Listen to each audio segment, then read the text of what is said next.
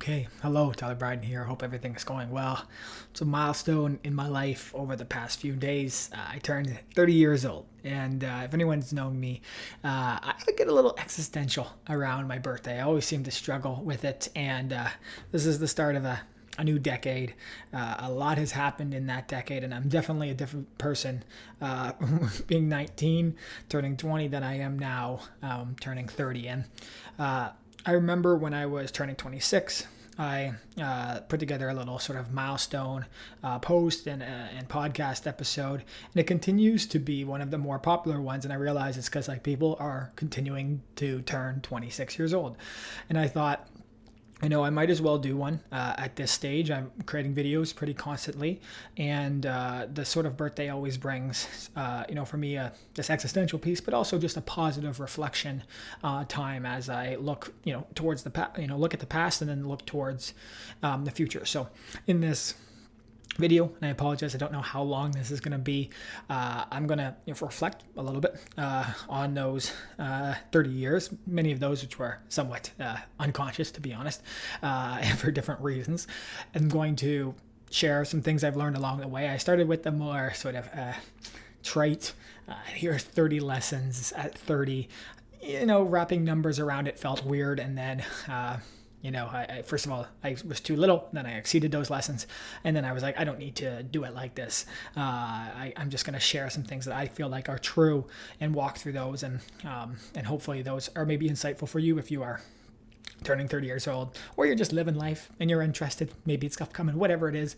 The other thing that I'm sort of looking at is what could I tell my younger self? And I think that's something that we all look back, or as we ask people who are further along in the life or more successful, it's what do you wish you knew? What do you wish someone had told you? What do you wish you had realized at that age? And that's something that I, constantly wrestle with, because we continue to grow, we continue to be more intelligent, we have these life experiences, and it's just I wish I had known that then. And that is something that can never come to fruition. Time, you can't go back in time, but maybe someone checks this out, and somehow the words that I say here resonate, and it helps them at an earlier stage. And I think that's a lot of times what life is about, which is just helping people not maybe make the same mistakes that you made, so they can get to where they want to be faster, with maybe less pain, less suffering. And of course, those pieces are crucial to growth, crucial to that journey. But I think there's a lot we can do when we share knowledge, we share insights, we understand ourselves, and then we reflect that back and give that to other people. And then maybe just summarize with some goals for the future, or what I'm thinking about in the future here. And so I do have a list. I don't think if I pull it up here, you can see some of the things here. I'm not sure if I'm going to screen share the whole time, if I'll click back or not, but I'll start and go down. And again, you can see that maybe this list scares you off right away. It's oh God, Tyler's got some talking to do. But this will be, you can tune in, tune out anytime.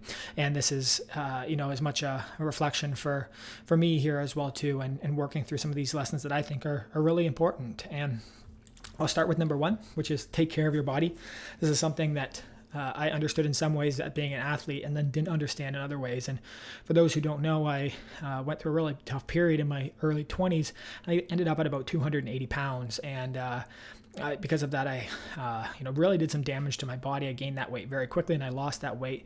Ended up with stretch marks, things that make me, I don't know if you can see them right there, but things that make me self-conscious. And that's just a little bit. I got ones on my stomach and everything too. And every day it's a reminder that I didn't take care of my body as if it was the only one that I had.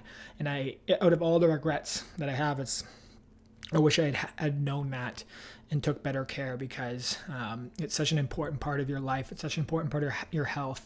And I know that sort of time did a lot of damage that I really wish I hadn't done. So the next lesson here was how to understand how to use substances. And substances is a little bit of a generic word, but for me, there's a lot of different perspective on what substances are. So someone would say alcohol, some would say caffeine, some would say marijuana, some would say psilocybin, different sort of substances. All of these things are, they modify our lives, they modify our behavior, our mindset, our body. And some can be healthy, some can be unhealthy, some can be used moderately, and if used moderately can have benefits. And I think that's the part that I wish I had learned earlier. Now have a little bit better of a feel on. I still learn. I'm still pushing boundaries and understanding what's working, what's not working. But I also try to let go of sort of societal sort of understanding or propaganda or whatever it is around these substances. Everything is a substance. It can be used positively or negatively. And the more that you know yourself, the more that you experiment, the better you can use these substances to your advantages, whatever they are. So I think that's one big thing that stuck out to me a little bit as I've gone through life here. Other one is that like animals give your life joy. I was lucky enough to grow up on a farm, surrounded by horses, surrounded by dogs. And I am grateful to have a dog in my life now, Tasia, a wonderful little guy that I just love so much here. Let's see if I got a picture. We've got a Christmas picture here with Monica and then Tasia, and they, I'm focusing on Tasia on this one, but it's more than that in another lesson that pops up of just like how much joy they can bring you. I had made excuses about why I couldn't get a dog, and I was busy with this XXX, and I waited for a while, and I waited to the right time to find the right animal. But I'm just so happy. I feel so much less stress. It gives me so much joy. I have so much love for Tasia, and I can recommend that wholeheartedly to anyone who loves animals, and most people do. That even if it seems like a lot of work, that work it pales in comparison to the love, the happiness, the de-stress that you get. It really is such a truly beautiful thing. And so, as I move to number 4, this is one that sticks out to me a lot too, which is you can accomplish a lot over a long period, but not in a short period. So humans, we have a tendency to overestimate what we can do in the short term and then underestimate what we can do in the long term. And so I've set many goals, say in a year's time frame, that I thought would be achievable. And I didn't achieve them until maybe a year and a half or 2 years or even 3 years. They all sort of came to fruition, but it was over a lot longer period of time. And so when I think about that, you get the stress and frustration from not achieving goals on the schedule that you might want. And for myself, that's caused a lot of frustration and pain and suffering. And it's obviously not just for myself. This is what people do. They have these expectations. When those expectations aren't met, then you have suffering. And so if you can remember that, if you keep working in the right direction, maybe it's going to take a little longer than you intended. And I think it's good to put time frames and goals. I think that allows you to, make decisions that prioritize those goals, but also remembering that it might not happen as quickly as you think. And so to not let that make you, not let that have impact on your day-to-day happiness, because you're moving in the right direction. And if you continue with good intent, with good, good hard work, and also making smart decisions along the way, eventually that will happen. So I think another one that sticks out to me, and hopefully I'm moving at a pretty good pace here, is that you can create as much as you can, and create, don't consume. One of my good friends, Harry, he said that to me originally: create, don't consume. And that really stuck with me, because there's in a world where there's so much entertainment available, there's so much out there, and it's so easy to just consume content all day. And I've had to switch that paradigm to create, and that's what I'm doing right now. I'm creating this video. I didn't need to create this video. I could just I could go watch videos of turning 30, whatever it is. And that intentional decision has opened up so many opportunities for me. It's connected me with so many people. I'm so grateful that I've, that first of all, Harry shared that with me and it's obviously a simple thing, but the words that resonated in the right way. And because of that, I've focused on creation. I built TylerBryden.com, Speak AI, a marketing agency. Now I'm doing these videos. All of that steers me in the right direction, and it seems to also almost throw things out in the universe that then come back in a positive way. And when we consume, we don't have that same almost tilt that we're putting into the universe. So if you can, even if it's small, it doesn't need to be this big quantity. Just create as much as you can. I think that's a lesson that I wish I had known. And if I hadn't been embarrassed or ashamed of maybe my quality or whatever it is, I would have started earlier, and I would have been further along the path of some of the things that I wanted to be. And now at 30, I think I just gave up. I say, I don't care. I don't care what people think. I don't care if people think my videos are too long or bad, or I'm a sad guy, whatever those things are that get in our head of who we could be. That doesn't matter. Just create. And when you create, you'll find the people who really care, who do connect, and maybe the people who who don't want to, be part of that, that's okay. That's the part of the journey, and those are the things that we gain, and those are the things that we lose along the way. And just because you might lose something doesn't mean it's a negative thing, because you have opened a door to something else. So the other piece here, which consistently I battle with all the time, is just valuing your time. And I started, my own business in 2015, 2016. And in that time, first of all, I was doing a lot of learning. And so I always felt that it was okay to sort of spend an extra amount of time, diving deep into something, maybe not necessarily asking for the money that I wanted or even needed to do it. And as I started to grow and started, getting a bit older, you realize the trade-offs that you're making when you don't value your time properly. You take a job or a contract and you have to work, all this time for free, and it feels okay when you're young because you're hustling. And then as you get, a bit older, you have family and you have friends and you have a house and you have a dog. These things are so valuable to you that you don't want to make that trade-off in the same way anymore. So I really do believe that you need to learn to value your time. You need to learn to protect it. And when you do that, you actually optimize for success. You create boundaries around yourself that make you successful, that make even when you are trading off the time you're working for someone, whatever it is, that you're putting that input into there, knowing your boundaries so you can leave and then be happy in the time that you have for the other parts of your life. So, value time, value yourself. I have this shirt that says "You are underpaid," and I made that a long time ago, and I wear that and I look at it sometimes and I laugh. And I've also seen people see that shirt and go, "Whoa," And if we have that mindset that our time is valuable, that we are worth a lot, everything starts to move in the right direction, and you start to prioritize things a lot differently.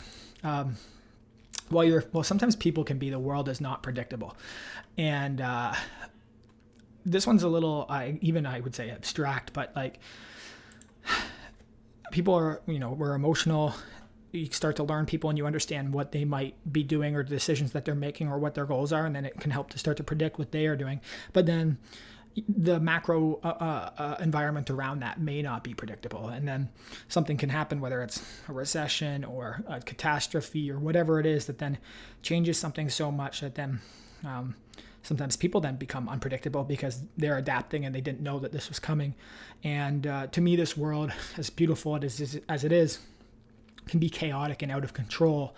And so many times I thought something was going to happen and then it didn't. I moved to Toronto with this vision in my mind of what was going to happen, and then COVID and blah, blah, blah, and all this stuff. And so, there is chaos in the world. And if we can live with that and we can also accept that, then we can excel and we can thrive in that. And that's something that I wish I had known. And it sort of lines up with this thing. If when we have these expectations and they aren't met, then suffering happens. So when we go without expectations, knowing that the world is unpredictable, knowing that the world is filled with chaos, it allows us to excel in that chaos. So finding a community that you love, being a part of it, and you want to contribute to.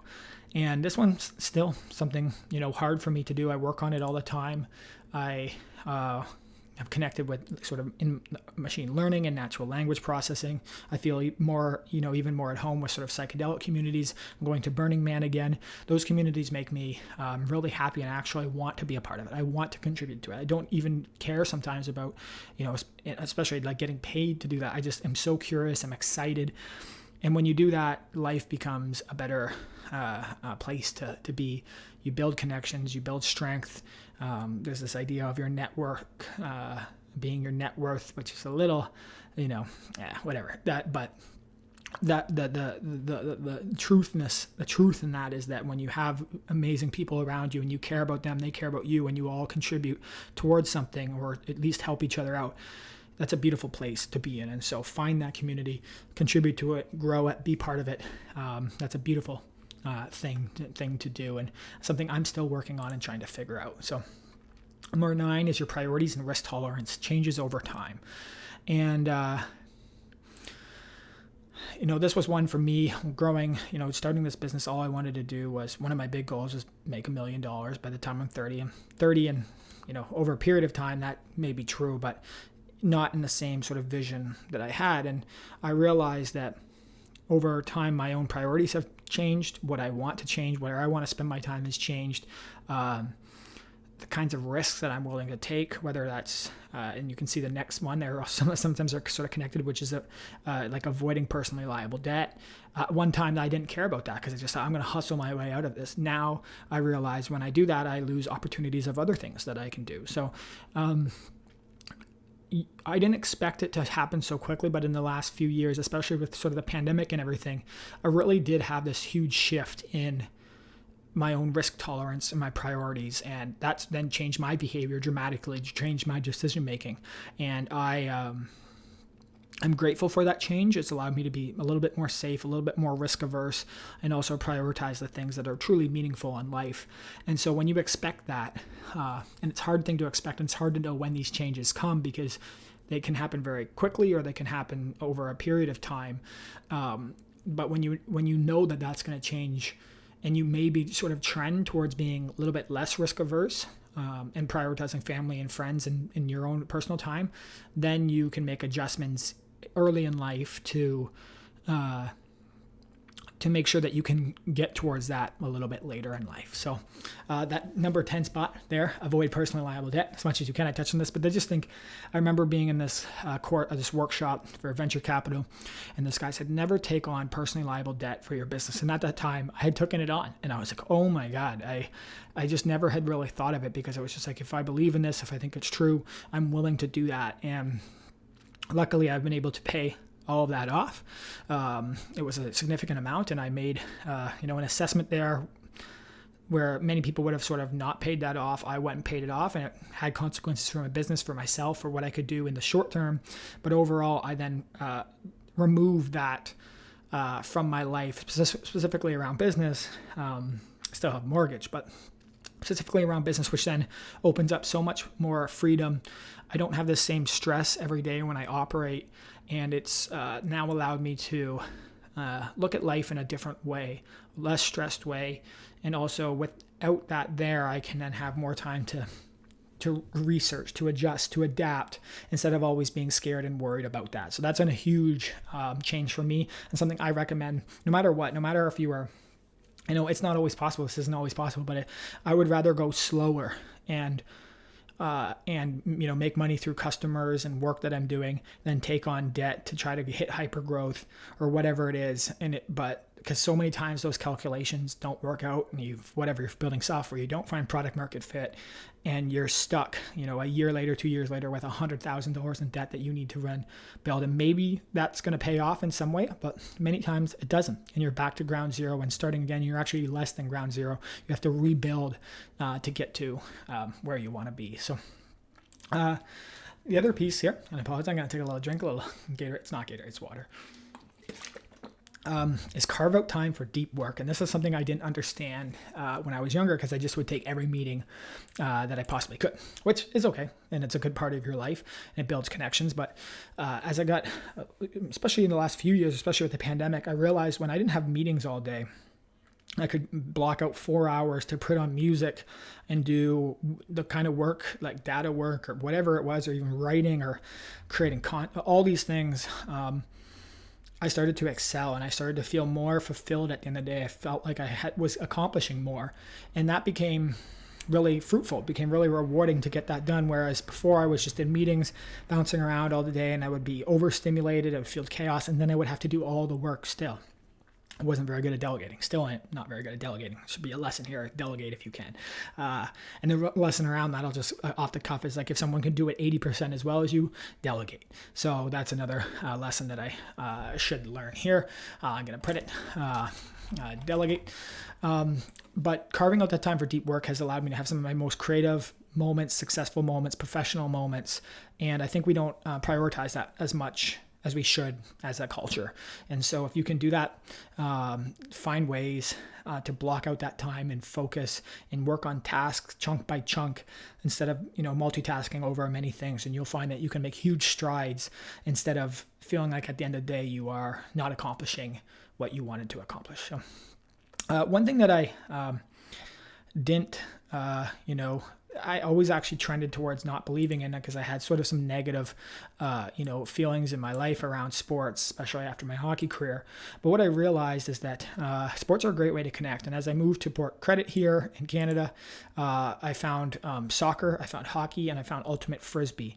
And all of those have helped me meet new people, get good exercise, build team, build just this little moments of connection that are really, really beautiful. And again, at a time I was very skeptical about this, and I think there is times where sports can be actually detrimental or negative. But now as I get a bit older, I found it such a great way to meet people, have fun, be healthy, and I'm really grateful that that sort of perspective has changed around. So another one, and I promise I'm moving through some of the other ones are shorter, is that addiction to food is a real addiction. And that's one that I struggle with. Yesterday at the grocery store, I bought there's sourdough bread, but we talk about these addictions to things. And to me, one of the greatest ones that we have as a world is food. And we have many of us have such a damaging relationship with food that I think was not stigmatized in a way it should be. I think maybe when we see people who are, really obese and in dangerous territory, then that starts to come out. But generally, I see a lot of people that, maybe they look negatively on alcohol or whatever, all of these other substances, which are, again, harmful, but in some ways, just like everything is. But then they eat whatever, desserts and blah, blah, blah. Food addiction is real. It's the hardest addiction that I have in my life. I try my absolute best to work through it, but I struggle with it still. If someone was younger, I wish that they would know that if they can build a healthy relationship with food and find positive ways to eat healthy, you'll live a much healthier, happier, better, longer life. And I'm still telling that to myself here right now. I'm still trying to figure this out, and a lot of that goes back to my own childhood and everything there. And so I'll be working. I'll share updates as I go along it. The less alcohol you consume, the better. A little judgmental there, Tyler, but there's been some studies recently. I shared a YouTube video on it about alcohol and just how dangerous it is for us. And it's not very, it's a big part of our culture here. It's not one that I, love very much. I, still have beers now and then, but I've seen the damage it can do in family and friends. Even, went home for the weekend to see some friends and went out to an old bar that I went to and had a couple of drinks. And I just saw some of the rage and the anger and the, lack of self-control that was taking place. And that makes me sad. And again, I have some bias here because people in my family struggle with alcoholism, but I really do believe this. And there's a lot of sort of science and just personal trauma, not just experience myself, that sort of shows me that this is at least right for me to write down, even if it does have some bias in it. So creating helps you connect with people who care about the same thing you do. So I did talk about the creation, and you'll see there starts to be a little bit of repetition here now as I did these at different times. But that's one thing I found by creating these videos or writing or whatever it is. People message me that I didn't even know because they resonated with something, and that means a lot. And in this world, and through some of my own journey, I've disconnected from a lot of friends, and it's been quite sad just prioritizing business and all this stuff.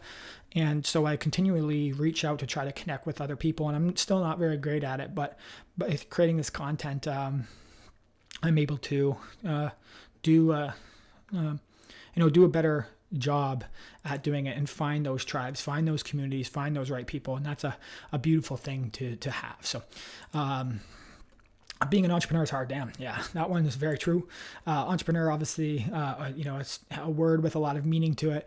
I've run a business since 2016, and man, it was hard and sacrificed personally, professionally, things that I had these intuitions around, or, hear stories about all these successful millionaires and billionaires who came through business. You realize like how many of these 90% of businesses fail, whatever, all these stats. It's like, and not only that, if you truly want to be successful, how much you're sacrificing along the way. And so as I sort of talked about risks profiles changing and priorities changing, I realized how much of those sacrifices were made. And even for me, as sometimes a solo entrepreneur in many ways, and then luckily finding an amazing co-founder with Vatzel, and then but still having a small team, you actually sacrifice some of the network that you think you're going to have, and you really have to be intentional, because you're not necessarily working in a big corporation with teams and that you're put together with every day.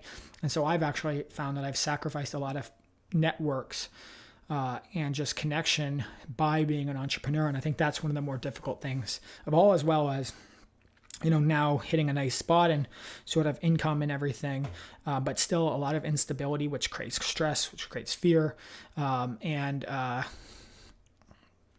don't know for many people if that's always worth it. And I had a therapist at one time who, I sort of talked about being a leader and being a business owner and what that required. She just sort of challenged me on if that was truly right for me. And even though it had been part of my life as a hockey player, it doesn't necessarily mean that it was part of my life here now. And, I've learned a lot along the way. I'm still learning. I still have fun, and there's amazing peak moments, but then there's also a lot of suffering and pain that comes along with it. And so if you want this in your life and you want to do it, remember that, and remember that some of these myths or some of these stories that you see are anomalies that don't always indicate the truth. And even if you look at something like Y Combinator or whatever these is, like, we see those success stories, we see the people raising money, we see all the good stuff. We don't see the one that failed, unless they're huge ones like WeWork and blah, blah, blah. But that's generally something that I see, is that we always cover the anomalies. We don't cover the majority, and the majority struggle, the majority suffer along the way, and maybe they figure out how to build somewhat of a smaller sustainable business, but then a lot of people start to want to work more towards missions or more on technology. And so trade-offs in every part of your life around this, and it's not as easy as you think, and that's definitely not as easy as I thought, and truthfully, I don't know if I knew it was this hard that I would have gone down this path. So that's a lesson that I wish I had known. I heard it over and over again in panels and all this stuff, but it's hard for us to intake a lesson from someone else without having the experience itself. And I'm saying that ironically as I'm sharing these lessons with you, and you're listening to it. And a couple other things. I'm almost done. I promise. Look, I'm almost there. Stress is not worth it, man. Stress kills you.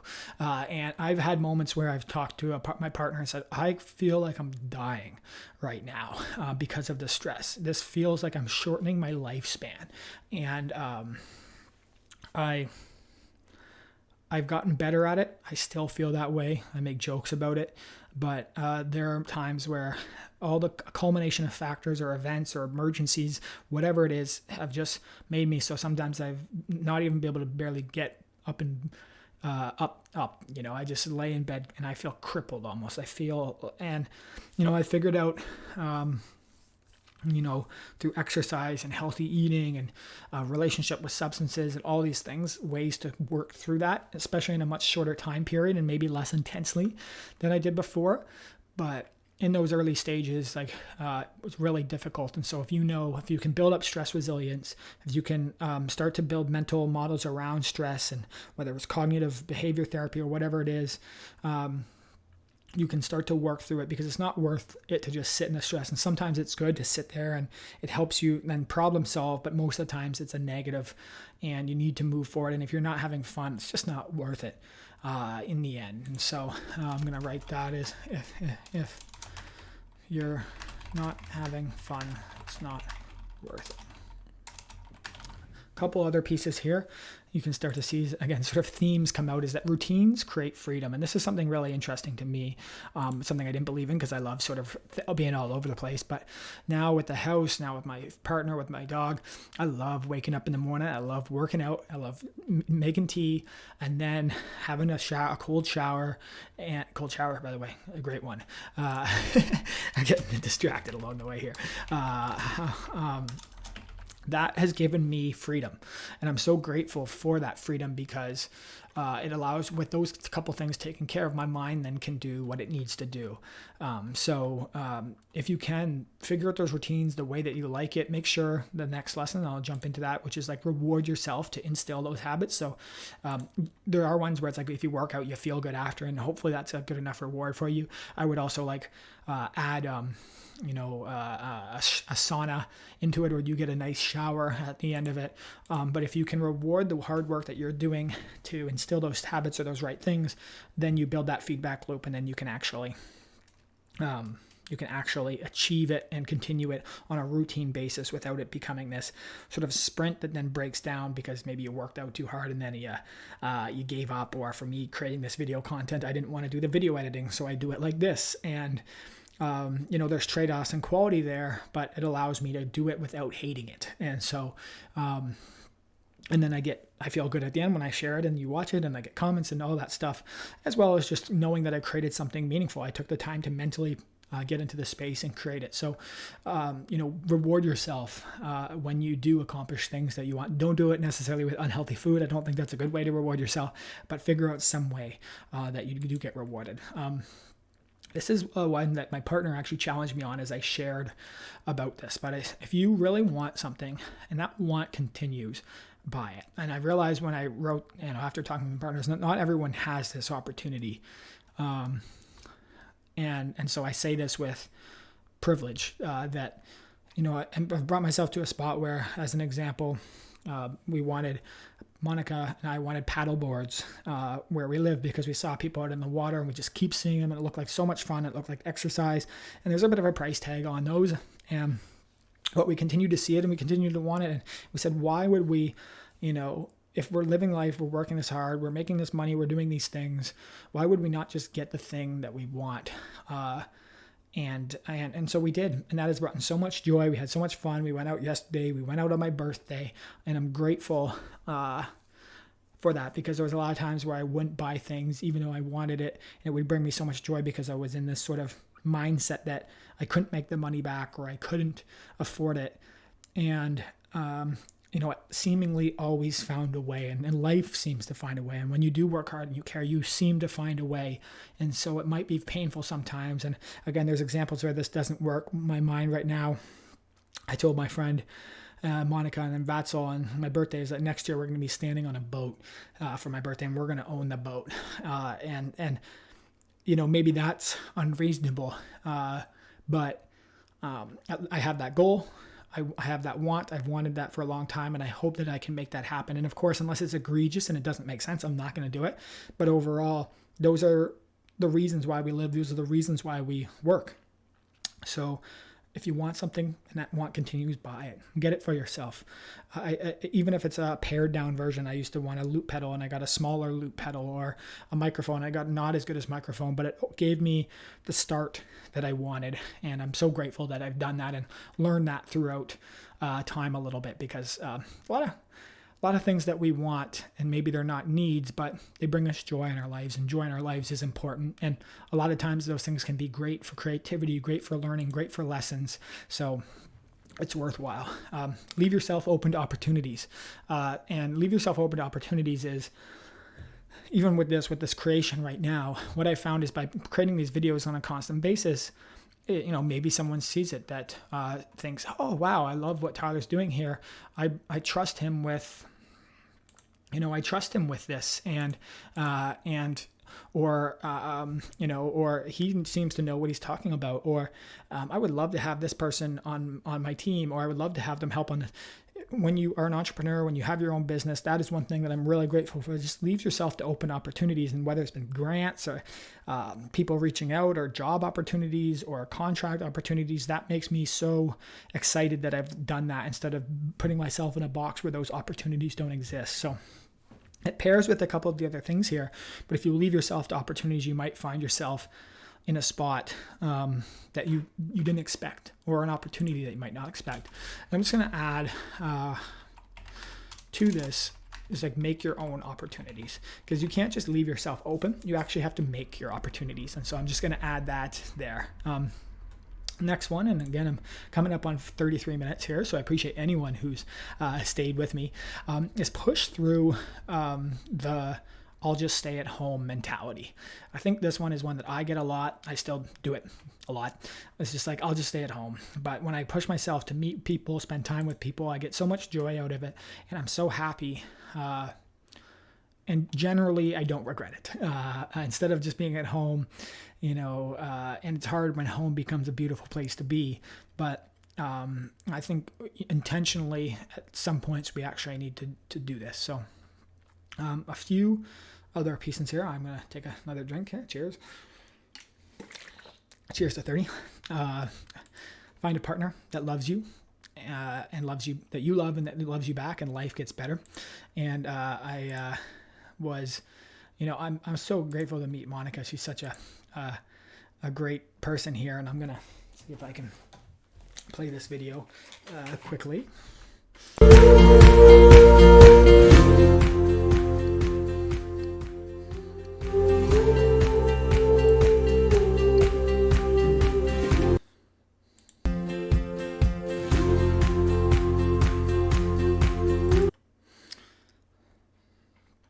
So it didn't work out as good as I wanted, but that's okay. I don't need my headphones on anymore.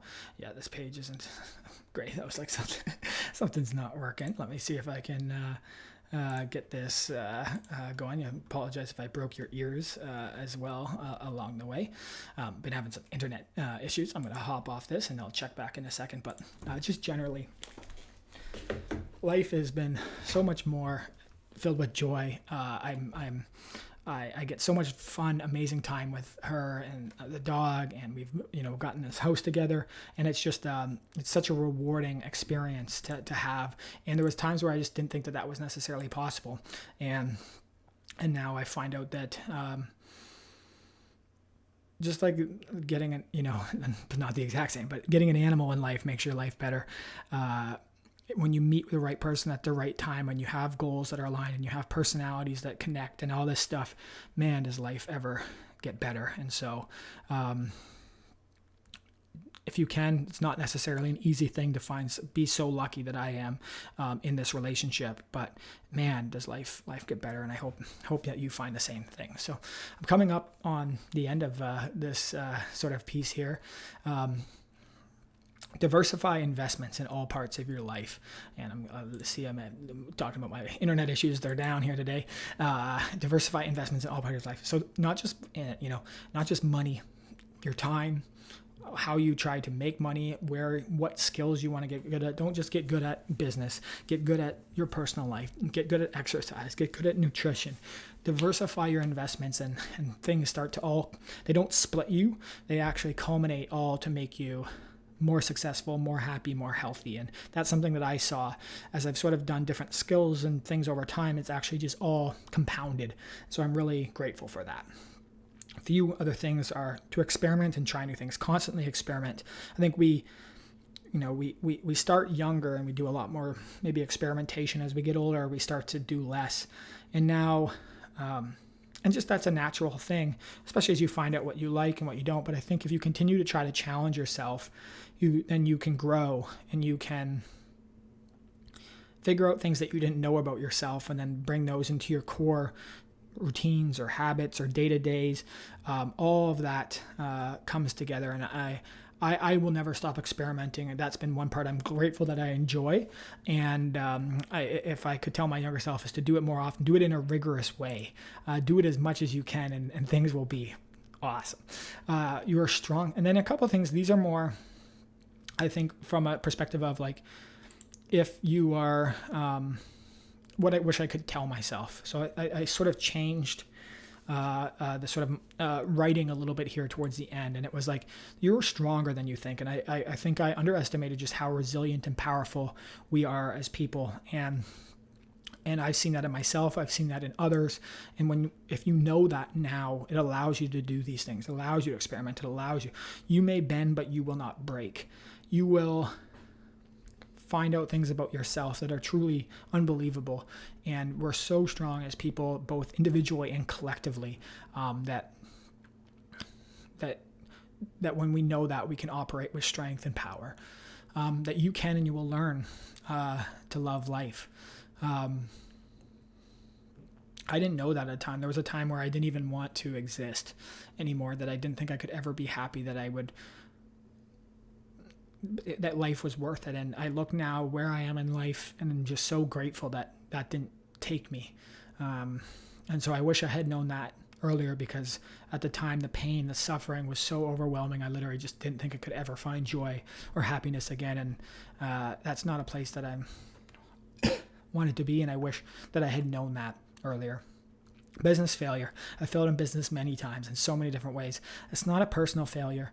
We're all doing our best. We're all learning. Just like people are in jobs, we make mistakes. When you're a business, it feels so much more personal, but there are so many conditions and environmental things that impact your success. It might just not be the moment. It might not have the exact skill set you might need. You might be undercapitalized, whatever it is. Just because that fails or fails in some way, it might not even be a full collapse or failure, does not mean it's a personal failure. And try to remember that.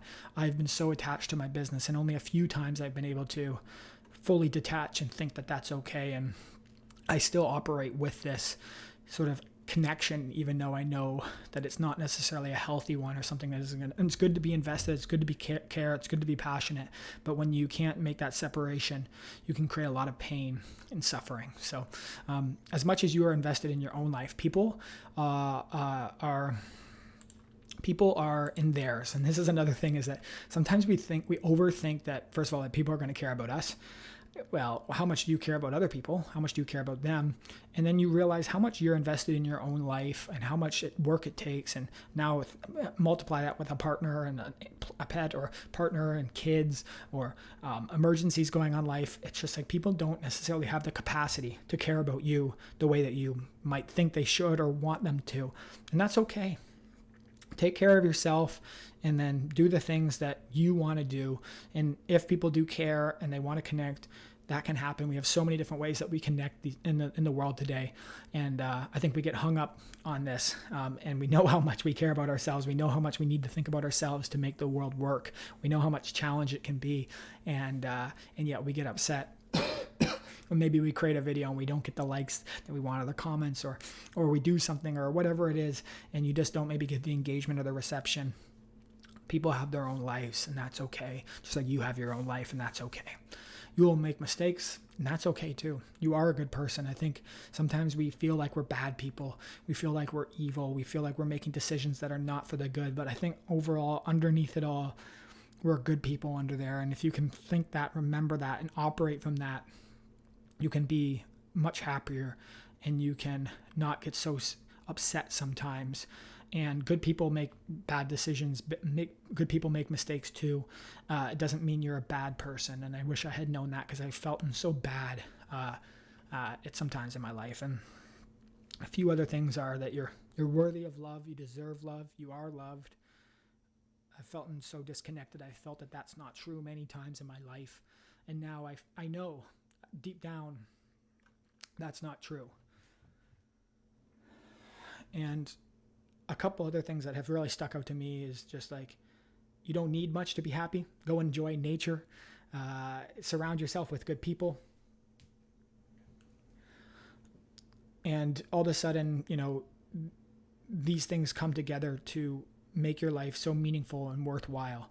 And so that's one thing that I took a long time to do, is like, I don't need that much. And of course I want a lot, but I don't need it. And I'm continuing to work through that and figuring out what's a need versus a want, and which things of those are truly going to make me happy versus they aren't. So lastly, there's a couple other ones which I've talked about: make music, create, always refine, always try to figure out ways to improve and get better. And the other one that has stuck out to me more recently is when I write out my goals clearly, that they start to come true. And not only just, it doesn't, when I say clearly, I now this looks maybe a little ridiculous, but these are some of the public goals that I've that, and I've got the goal, I've got the deadline, how much I've accomplished of it, the days, the deadline, the age, if I've achieved it or not, the category that in, and then the priority that I have. And by doing this, I have, and there's my beautiful dog barking out there now. Things that by doing this, I concreted a bunch of things that I didn't realize I even wanted. And then when I finally did this, everything moved towards those directions. And then I also deprioritized things that weren't as high on that list for me. And all of a sudden I achieved multiple goals that had been looming over my head for years. And I did the same thing when I was looking for a house, and I put all the different categories of what I was looking for in a house and a location, and I prioritized it being near the water and having a backyard, all these things, and it all just sort of came together. So if you can structure your goals do it now, and you will move towards that. And again, might not be the exact deadline or the time frame that you're looking for, but it will happen eventually if you work hard, you work with heart. And of course, there are these macroeconomic and these world conditions that can have huge impacts on that. And I'm saying this with my own bias and luck and privilege that I've had, but I believe that we can manifest. I believe that we can bring our goals to fruition with the right pieces here. And so when I look to the future, first of all, those are my lessons. Those are my things that I wish I had known, that I wish I told myself. It took me a long time to get through it, but I hope that you got some insights along the way. I wish I could play that video that Monica had shared. I apologize. I think I also went a little loud on that video, so I'm sorry if I hurt anyone's ears. Not everything works perfectly, but overall, I'm happy with this video. And, as I look towards the future, I can't filter here, but I'm looking at the goals that I have, and some of them are financial related. A lot of them are personal goals. For some reason in the last while, this goals of creations have really stuck out to me, and I really do care about it. So I do, and just to concrete these in my mind, they sound superficial, but they're things that I mean more than just a superficial goal. So, I do want to have over 10,000 subscribers on YouTube. I want to go to Costa Rica. I want to pay off my mortgage. I want to be a millionaire. I want to make more than $200,000 a year in personal income. I want to go to Burning Man 5 times. I want to go to all the different continents. And then as I move forward, my first child, my second child, I want to invest earnings. I want to release an Android app, an iOS app. I want to make an angel investment. I want to have a podcast that's sponsored. I want a sauna, a pool, a steam room, another second house in a city that I love. I want to run a marathon. And I say these all very quickly, but to put them in, sort of concrete them in this video here as I'm turning 30 years old. And I hope that I can report to you before a video that I make at 40 years old, when I'm floating in virtual reality, that I can come and say, hey, a lot of these goals actually came to fruition. So I'm continuing to build Speak AI. I think it's a beautiful thing. There's challenges along the way, and I think it's transformed in a way that I didn't necessarily intend or expect. I build Tyler Bryden, who I am, my personal brand. I understand myself better. I experiment. I know that this decade is going to be completely different than the decade I just lived through, and that makes me excited. It makes me nervous, but we're heading into a wild world, and I'm doing my best to adapt, just like everyone is. And for everyone who checked out this video, I'm truly grateful. I hope that you learned something along the way. It means a lot to me. I say this every video, but it truly does, that there are people who care about me, especially knowing how much is going on in everyone's lives. And I just want to thank you for everyone who's gotten me here. Arcade Fire, in their last album, talks about every day, every week, every month, every year, every second brings me here. And I'm here making this video right now because of all of you, and also because of myself, because I've done a lot of things to try to figure it out, and it's been a lot of work, and it's been a lot of pain and suffering along the way. You keep using those words, but I'm happier than I've ever been, and I think that we can all be happier than we've ever been, especially as we learn and we grow together. So thank you very much. This has been Tyler Bryden. I'm turning 30 years old. I'm not turning 30 years old. I'm 30 years old right now, reporting from you. If you like this video, whatever, the comments, send me a message. I love you so much. Hope you have a great rest of your day, and I hope you have a great year ahead of you, a great decade ahead of you. Thank you.